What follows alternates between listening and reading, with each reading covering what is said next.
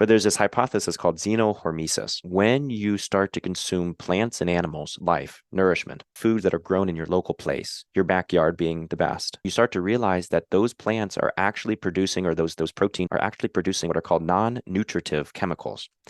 And so while everybody's trying to have, a more nutrient dense diet, and they're trying to eat better foods, it's interesting. Nobody's talking about this. According to the Xeno-Hormesis hypothesis, these animals, these plants are producing non-nutritive compounds or chemicals that are actually telling the host, the consuming host, you, that is to say, what's coming.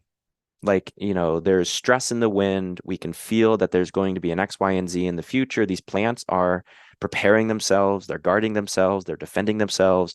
They create a non-nutritive chemical. And when you eat those plants, you inherit that chemical.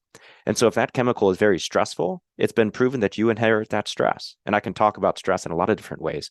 For now, I'll leave it at Xeno-Hormesis. But now what you start to realize is all of a sudden the conversations around nutrient density, to some degree, are half-baked, right? It's the nutrients, yes, that matter, but it's the locality, the relationship that you have to those living beings around you that are consciously, again, we're going back to this idea of cognitive animacy.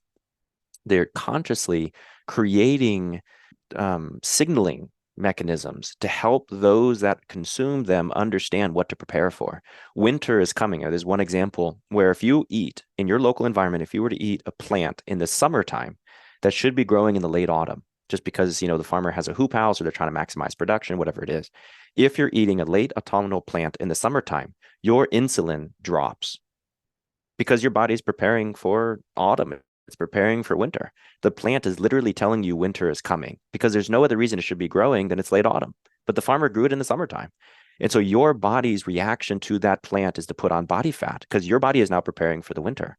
So now we're not talking about calcium, which is a, primary compound, a macro or micro mineral, or potassium or magnesium and all these other, nutritive components. We're not talking about phytochemicals, secondary compounds, tannins, and, endophytes and things like this, very healthy cancer fighting chemicals that are found in plants, phytochemicals. We're not talking about these things, right? We're talking about their locality, their being that being that consciously underwent cognitive animacy to tell you, the consumer, through this loving pathway, what to prepare for, right? That's what we're talking about. There's complexity there. Realize that this entire conversation can be boiled again down to complexity. My point, coming back down to family, is this. How do we expect, as a species, a human species, which are mammals, we're just mammals. There's 6,500 different mammals. We're just one of them. It's important to realize this.